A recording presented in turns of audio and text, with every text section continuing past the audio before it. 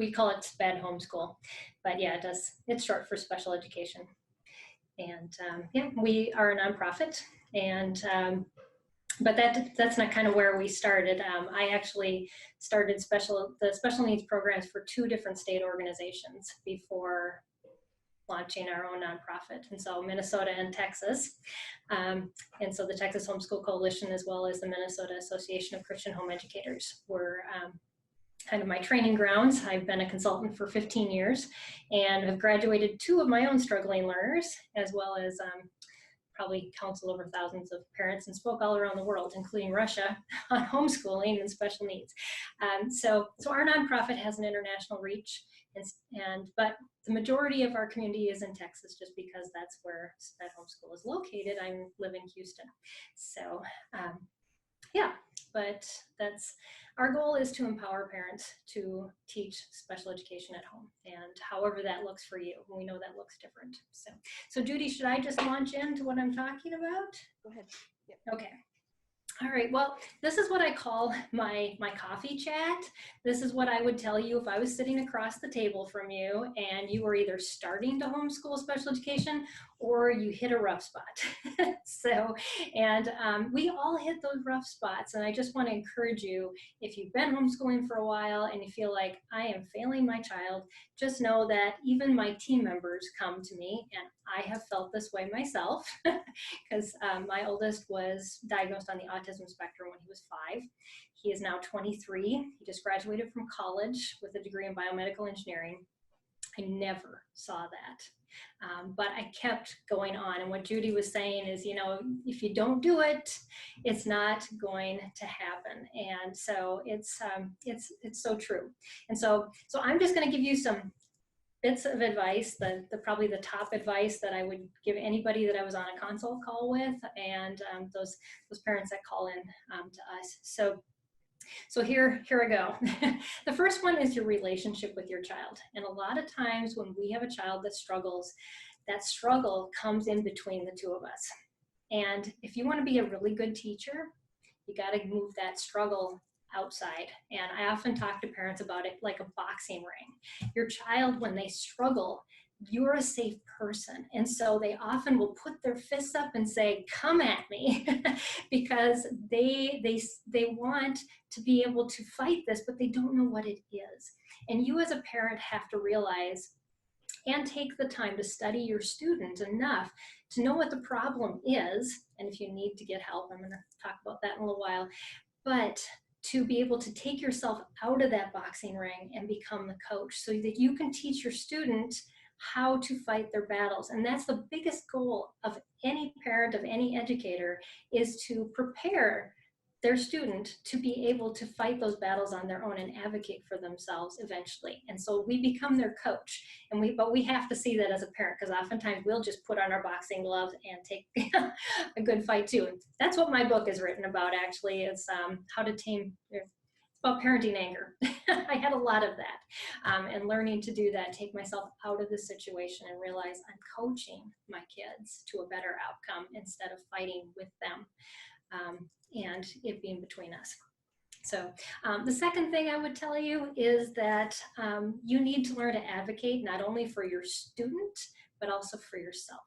And so what does that mean? Well, first of all, it means, what can I do to teach my student and what can't I do?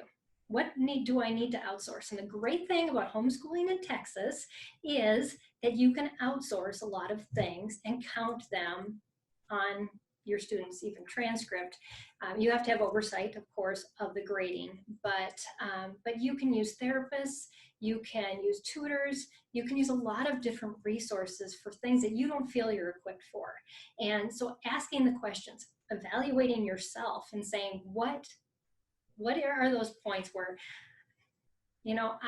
this is not going to be a healthy thing between me and my child if I teach this, or if I struggle with this, because I don't know what I'm doing. And so there are certain things that you should just think about, and whether you can afford them or trade them with somebody else, just find those types of resources that will make it most effective for both you and your student in teaching them. And then in talking about just homeschooling resources. A lot of times when we're at conferences, the biggest question we will get from parents is they give us a diagnosis. My child has autism, my child has ADHD.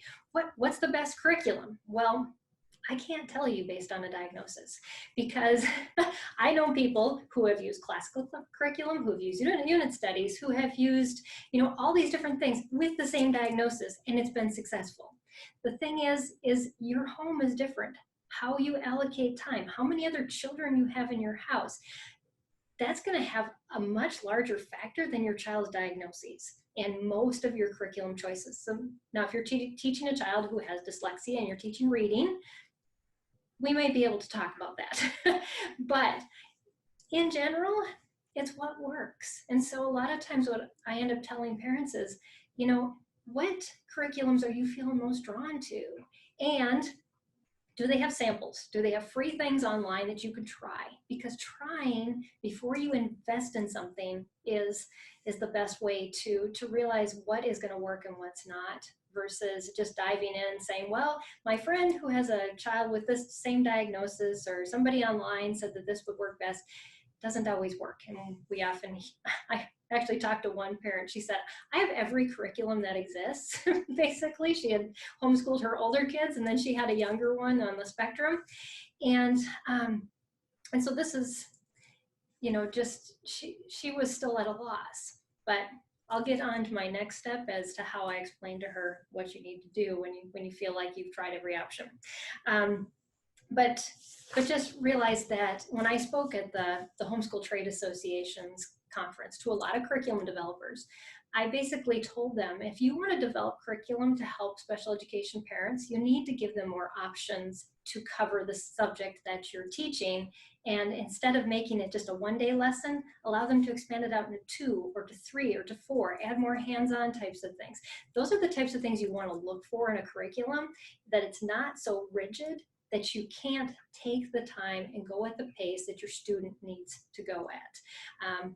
And so I think the first time I spoke at a conference and told parents that the curriculum that they're buying may take a year, like it was written for, or it may take 2 or 3, and I just heard gasps in the room. But you know what? You don't want those learning gaps to happen. And that's what happens when we push our children too fast. And so taking it slow, taking it at the rate your student is learning at, and supplementing with other things so that you are sure that they have the foundation and can move on. So, and also know that there's lots of consultants, there's probably a lot of them speaking on this conference, that will help you with a lot of those choices. And so we actually have a whole list of consultants and therapists on our website that we refer parents to, that are partners with us. And so you can pull those people in as resources, and they're well worth their money. Some will walk with you every step through your entire homeschool process. Some will just help you get set up and then launch you, whichever makes you most comfortable. So so just know that there are those options for your resources. The next one is learning tangents, and the biggest question parents would often come to me with that just made me want to pull my hair out, because they would say, I've taken every other thing out of our day and my child still can't do this one subject. Well, I often would turn it around to the parents and say, okay, so if I told you that all you had to do today was the one thing you hated most, would you even want to get out of bed? Because I know if somebody told me I needed to clean my house, I wouldn't do it, because I hate cleaning my house. Now, I can cook all day, but not that. So what I've found motivates a lot of kids who have learning struggles, and especially if they have learning struggles across the board or just in one subject, add in other subjects for things that they are good at, even if they aren't considered a school subject.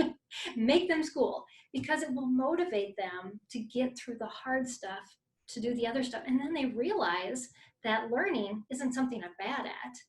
It's just something that in one area I'm not so good at, but in other areas I can excel. And what you're doing is you're building the confidence of your student and giving them that incentive, which isn't a toy or a food or other things like that, but it's more learning.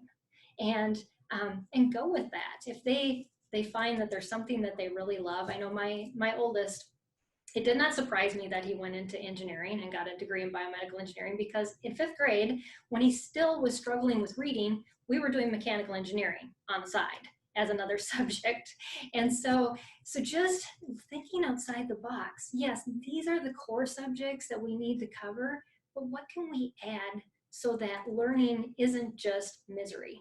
It's actually fun, because learning is a lifestyle that we need to develop for our students, so that as they get older, they want to continue to learn instead of saying, well, I'm done with school, I'm out of here. The other thing I want to tell you is that when you make decisions, don't just make a decision because you feel anxious about it. Oftentimes our anxiety tells us that we're making a decision based on pressure that puts us in a place where we have to decide now. Many times I would tell parents after we've talked for a while, I would ask, do you feel any peace about this, or do you feel anxious? Because if you're feeling anxious to make this decision, I want you to stop right now. If you don't do this subject or find the perfect curriculum for the next week or month, is it going to make a huge difference in the life of your child? No, it won't. Do what you're doing well and keep looking until you have that peace about what you found, and then move on. Because what you're going to do is you're going to find that perfect thing. I often found things that I wouldn't have even imagined. Somebody like offhandedly mentioned something, or I passed by a website and went, oh, that's exactly what I was looking for. But if I would have been so entrenched in what I was doing with my student at that point, it would have been harder to make that switch. And especially for a child on the autism spectrum, transitioning is bad anyways. So don't start anything if you don't think you're going to continue on. On the flip side, I always tell parents in high school, allow your children to explore. And if they feel like something they're trying doesn't work, be willing to toss it out, because it's not worth the anxiety or anything else that you're dealing with. I'll give you one story. So my middle child has ADHD, dyslexia, and auditory processing. He couldn't read a book, he couldn't listen to a book. And it made it extremely complicated for me to teach him. And in high school, we got to a point where I just couldn't figure out what to do with him. But he would try things for 2 weeks, and then it just didn't seem like it would click. It was something he kind of in the area, we were looking at doing a computer class. So he thought maybe he wanted to do IT. So we found something that he was interested in. We did that for 2 weeks. No, then he wanted to build a computer. So he built a computer. That lasted through that. And over time, we ended up calling it computer technology on his transcript, because it was a mishmash of a whole bunch of things, but it was related. And so we followed that tangent that he took and let him learn in the areas that most drew him in, versus just limiting him to one area that he basically would have created a battle between us. Back to that relationship thing at the beginning. And so we were able to give him that credit based on everything that he had done through the year. So yeah, that's the last thing I wanted to really press into was about goals and about schedules, because those are some things that we often talk about. And especially if you have a child who struggles, or maybe had an IEP in the school, what we tell parents, and what I've been telling parents since before our nonprofit started, is that having your own homeschool IEP is extremely important. It may not seem like that right now, but experts who work with students in colleges and in transition programs and all of that, doctors, even the Social Security Administration, they want to see an IEP for a student that is requesting services. And if you're a homeschooler, you don't have it. So what we have on our website is a free downloadable template and a step-by-step process for how to write your own homeschool IEP. We want to give that to you free, because we want to help you to develop that resource. And so then you can take this document and show that you have documented goals, behavioral goals, and different behavioral what I want to say, different things that you built in for your students' behavior, as well as modifications. Yeah. And then other just, I'm going blank, but just accommodations that you have for your students. So different technology that you use, other things. What you'll find is that if you request those accommodations, the law changes between when a student is in K-12 to when they are an adult. They go from the IDEA law, which is the Individuals with Disability in Education Act, to the ADA law, which is the disability law.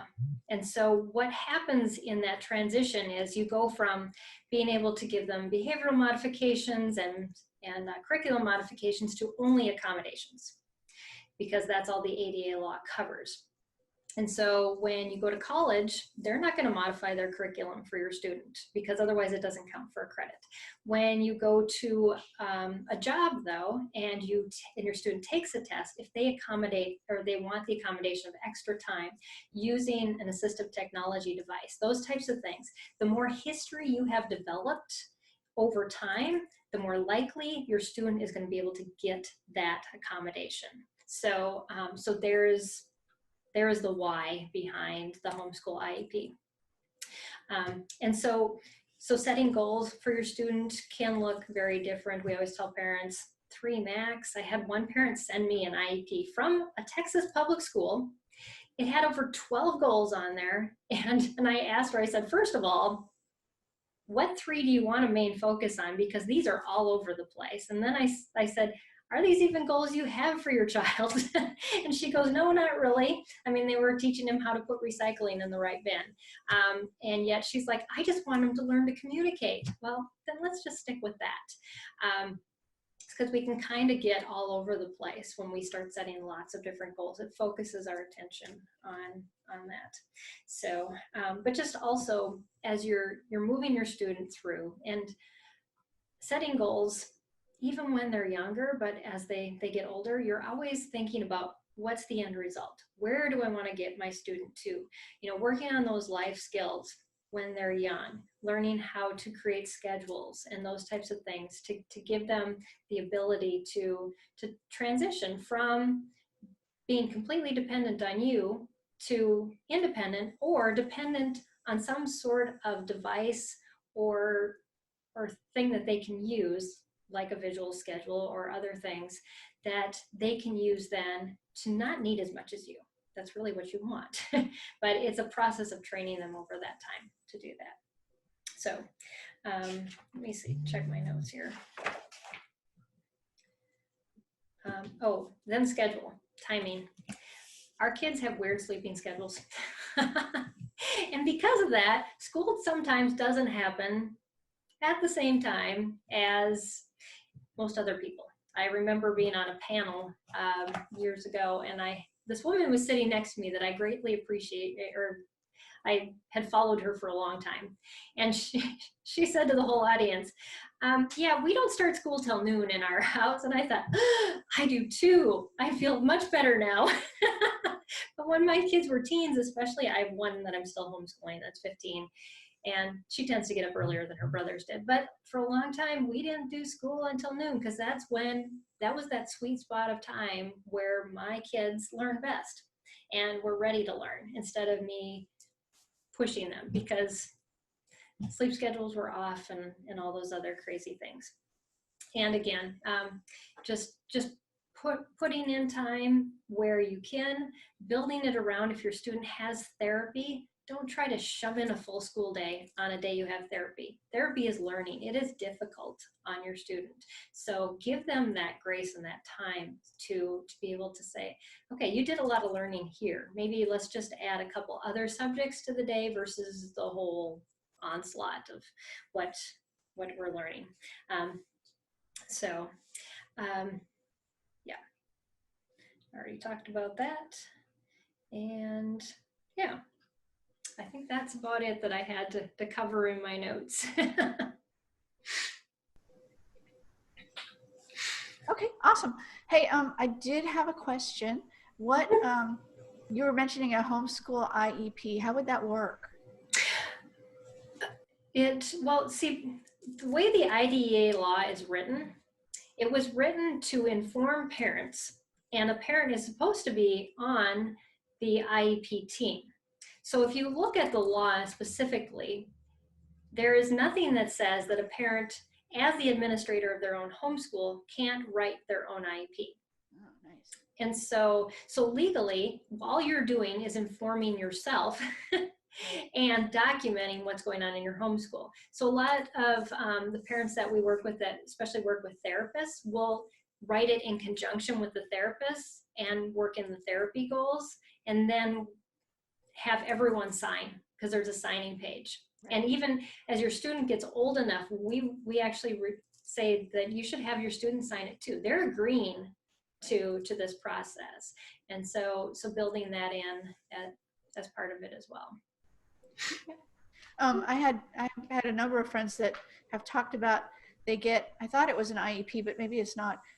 They get a number at the school that says that they have some kind of disability, and they're afraid when they leave the school and start to homeschool that they're going to lose that, whatever it is, thing. I thought it was an IEP, but maybe it's not. Well, the 504 and the IEP are both built within the IDEA law, and there's money allocated from the federal government for those programs that go to the state, and then the state allocates the equal amount to the school district based on students, or total student population, actually. 10% of what goes to your school district is slotted for private and homeschooled students. So you actually you have to start the process over again, and because your student becomes not a public school student, but they become a private school student, and so you have to go through that hard process again.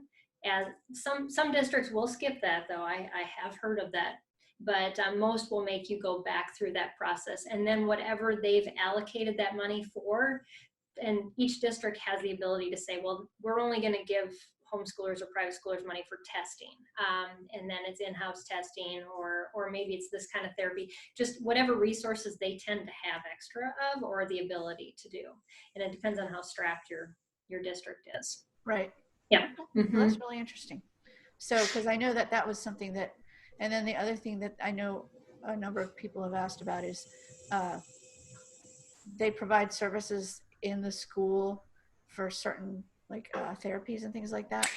Yeah, there's a catch to this, and I want everybody to understand this. So I had a mom come to me whose son had Down syndrome, and he had gone to therapy at the school for a long time, and she said they just cut his therapy, and she goes, he definitely needs more occupational therapy.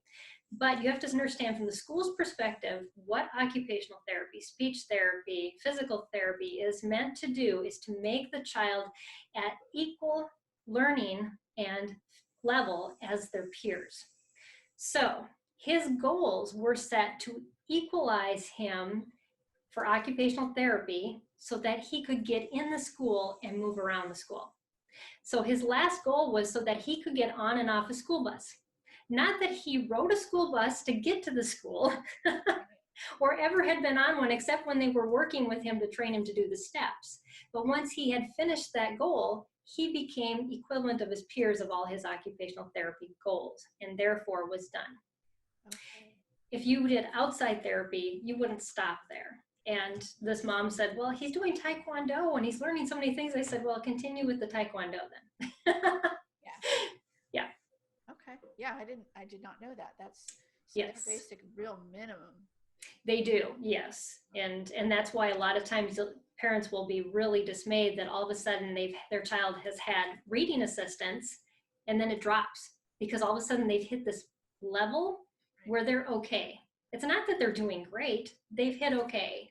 And they have to wait till they fall back down again before they get help again. Wow. It's really sad.